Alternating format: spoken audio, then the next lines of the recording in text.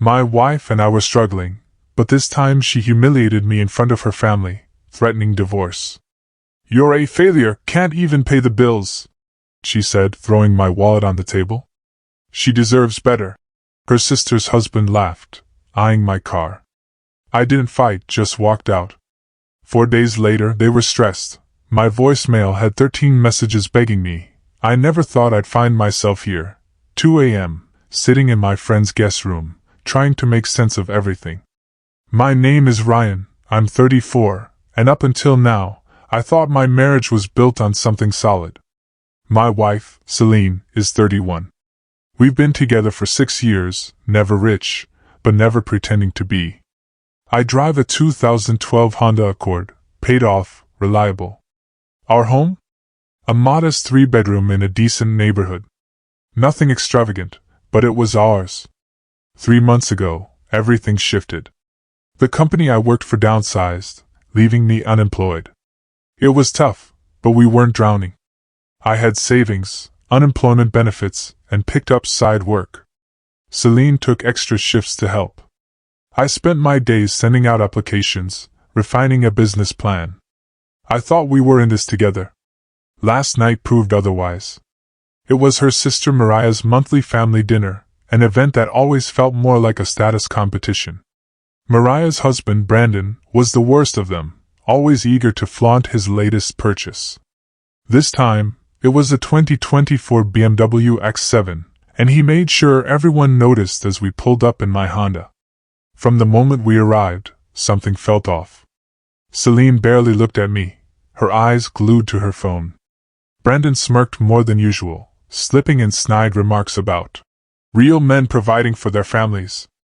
The whispers, the knowing glances between Mariah and Celine, it all built up to something I didn't see coming. Dinner was the stage for my public humiliation. Brandon bragged about his latest house flip, but I knew enough about construction to recognize the red flags: cutting corners, unlicensed workers, rush jobs. I listened, nodding out of habit, making mental notes. That's when Celine made her move. She pulled out a printed bank statement, slammed it onto the table. "Look at this," she said, voice shaking. "We almost lost our house because he can't keep a job." Silence fell over the room. My father-in-law, Reed, shook his head. Brandon's cousin Quincy smirked. And Brandon? He leaned back, enjoying the spectacle. "Maybe if he spent less time dreaming and more time working," Brandon sneered. "He could afford something better than that old Honda out there.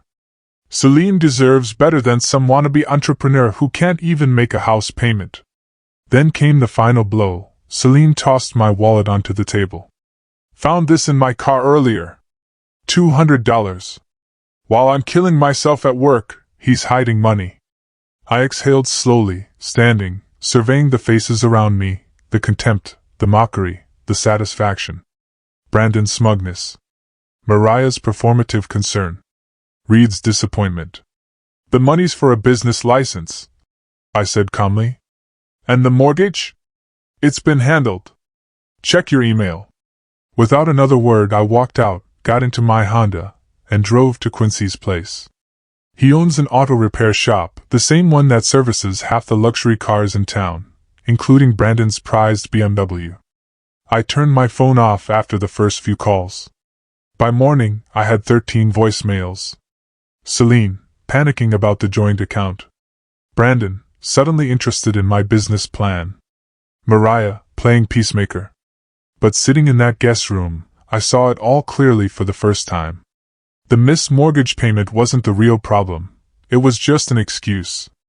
Looking through 6 years of photos, I noticed the truth beneath the smiles. I had meetings lined up. Contractors I'd worked with before, suppliers who knew my name. And as it turned out, plenty of people in town weren't fans of Brandon's shady business practices. My business plan had been ready for weeks. All I needed was the right push. They thought mocking my old Honda was an insult. Thing is, it's paid off. Unlike Brandon's BMW, which, according to Quincy, was already in the shop with transmission issues after just 3 months. 2 weeks passed. I maintained silence. No return calls, no responses. Just focus. Celine's texts became desperate. Where are you? What's happening with the accounts? Why won't you answer?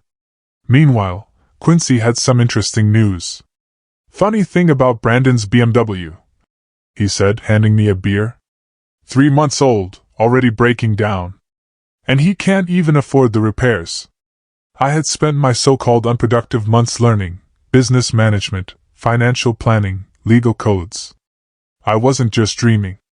I was preparing. Then, an unexpected visitor, Reed, my father-in-law. Ryan, he started, looking uncomfortable. We need to talk about Brandon's work on my properties. I gestured to a chair. I know we all behaved not great at that dinner, he admitted. But that's not it.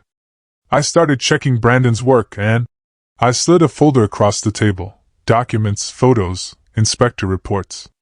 You mean this? I asked. About how he used unlicensed workers. Low-grade materials at premium prices? Reed's face went pale. How did you? I wasn't sitting at home dreaming. I was watching, learning, preparing. The next day, I opened my own office, small but professional. 3 experienced crews signed on immediately, tired of Brandon's cutthroat methods. Then came the phone calls. Celine, Mariah, even Brandon. Clients were canceling contracts. The bank was asking questions. Brandon was spiraling. I didn't answer. Just kept working. The first big contract came from an unexpected source, the Wilsons, one of Brandon's top clients. Their kitchen renovation, completed just 6 months ago, was already falling apart. They found me through a mutual connection. We heard you do things right the first time, Mrs. Wilson said. And I did. The project was flawless, fairly priced, backed with a warranty. The Wilsons were thrilled. And they told their friends. Then Mariah called, her voice shaking. Ryan, please. Brandon's panicking. Clients are backing out. The bank, he hasn't been sleeping. Interesting, I replied. I wasn't sleeping either when your husband mocked me over my Honda. Speaking of which, how's his BMW? Still in the shop?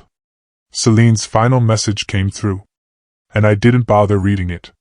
Karma always comes full circle this morning. I got a text from Celine. She said she misses me, that she's sorry, that she didn't know about my plans and studies. I read it, then deleted it. Meanwhile, my business is growing, slowly but surely. No shortcuts. No cutting corners. Every satisfied customer brings in 3 more. And you know what? I still drive the same Honda. It runs perfectly, just like my plan. Today, I got a letter from Brandon's lawyer, something about unfair competition and defamation. Funny thing about defamation, the truth is the ultimate defense. Even funnier? Next week, I have a meeting with the bank that gave Brandon his business loan. Turns out, they have some questions about his financial declarations. Oh, and Quincy told me Brandon's BMW needs major repairs, expensive ones. Very expensive. Update. The Applebee's incident I wasn't planning to post again so soon, but after what happened last night, I need to get this off my chest. For the past 2 months, I've kept my head down, focused on my work. Let success do the talking. No flashy moves, just solid projects and word-of-mouth referrals. Every job I complete brings 3 more clients, mostly fixing the messes left behind by other people. Yesterday was no different. I was having dinner with Quincy, discussing his auto shop's expansion. Then Brandon and Mariah walked in. The moment Brandon saw me, he stopped dead in his tracks, his face turning that special shade of red that I've grown to enjoy. You son of a... he shouted across the restaurant. Heads turned. The Wilsons, the Petersons, the Hendersons, all my clients were there. I took another bite of my burger. Public place, Brandon. Inside voice. He stormed over, Mariah trailing behind, trying to calm him down. You're sabotaging me. Spreading lies about my work. I shrugged. Truth hurts, doesn't it? I took another bite. By the way, how's that BMW running? Heard the transmissions making some interesting noises. Brandon's hands were shaking. While you were playing entrepreneur, Celine was crying herself to sleep. She lost weight. She's depressed. Fascinating, I said. Speaking of Celine, how's that loan you convinced her to co-sign for last year? The one you used for your so-called business expansion? Mariah's head snapped toward Brandon. What loan? Perfect timing, Celine walked in. Must have texted her. She looked different, thinner, exhausted. For a second, I almost felt something. Then I remembered. Ryan, please, she started, tears in her eyes. This has gone too far. Brandon's losing clients. Mariah's worried about their mortgage. I laughed. Which one? The first mortgage? Or the second one Brandon took out without telling her? The restaurant went dead silent. Mariah turned to Brandon. Second mortgage? What is he talking about? Brandon lunged at me, not with a punch, just grabbed my shirt. Security stepped in fast. As they dragged him back, he screamed about lawsuits, about how I ruined him. I raised my voice slightly so everyone could hear. Like you ruined the Wilsons' house with that mold problem you covered up? Or the Petersons' electrical work that almost caught fire? Celine tried one last time, tears streaming. I made a mistake, Ryan. We all did. You've made your point. I stood up, dropped cash for the bill. No, Celine. I'm just getting started. I walked toward the door, then stopped. Check your phone. Those loan documents she signed? They were just emailed to her. Turns out Brandon used their house as collateral for one of his deals. Bet he never mentioned that. The look on her face, pure shock. She spun toward Brandon, who was still struggling against security. You did what? Outside, I got into my Honda.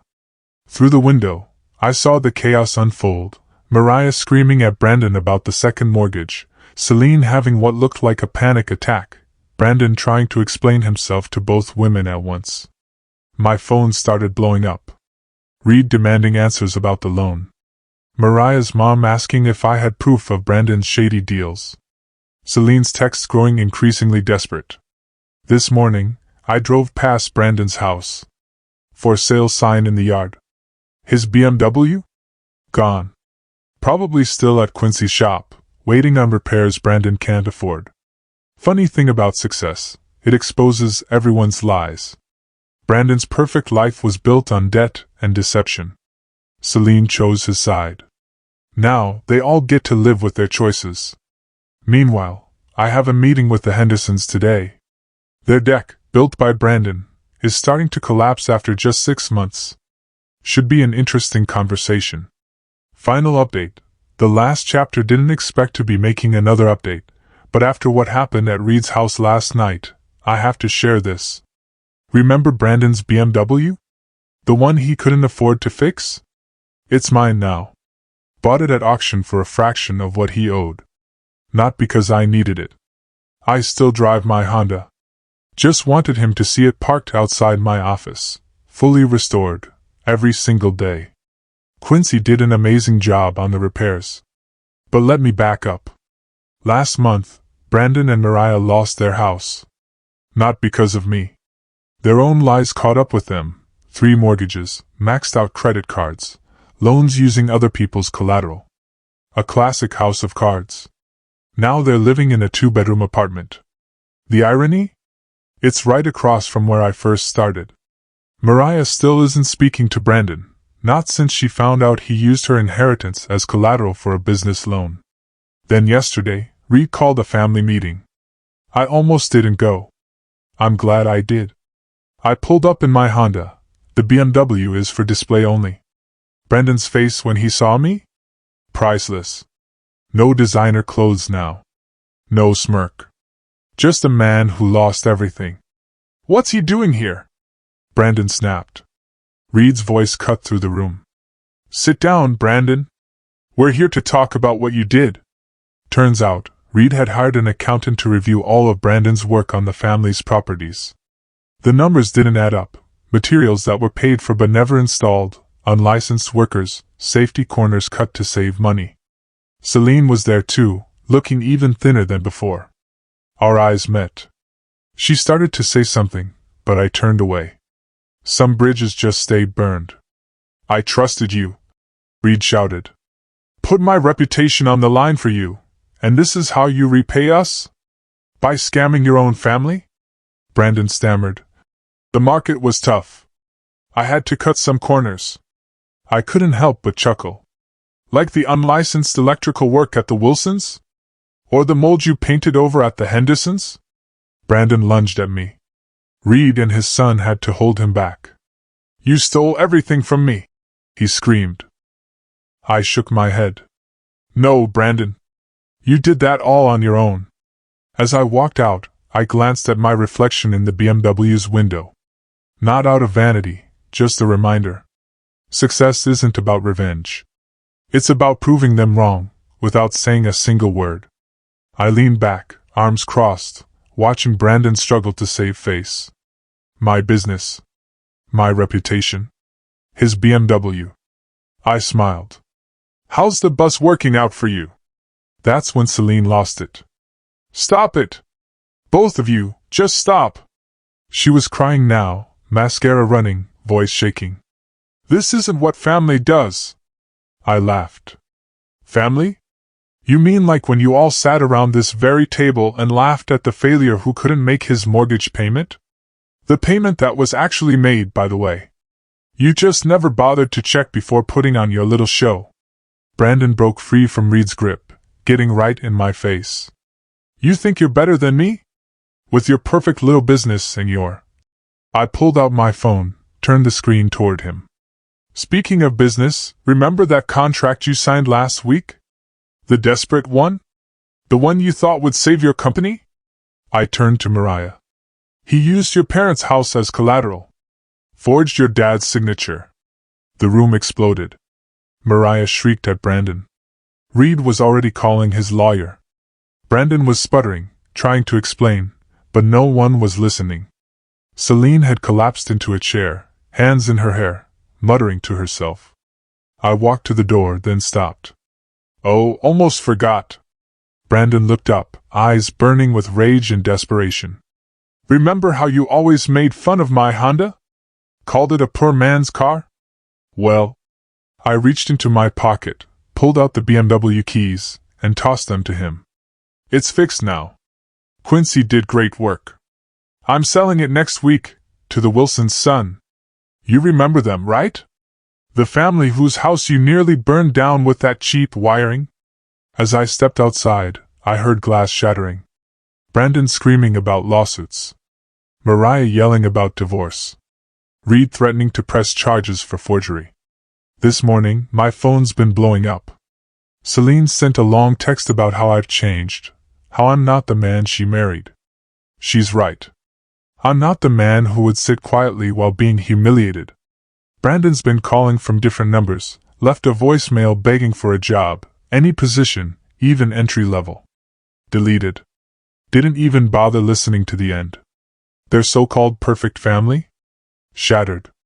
Brandon and Mariah are divorcing. Celine's moving back in with her parents. Reed is under investigation for his own shady business dealings. Meanwhile, my business is booming. And that Honda they mocked? Still runs perfectly. No payments. No debt. Just like my business. To those asking, yes, I have documentation for everything. No, I won't press charges. Living well is the best revenge. Brandon just got served divorce papers. At my office. Where he came, again, to beg for a job. The process server? Used to be his best friend.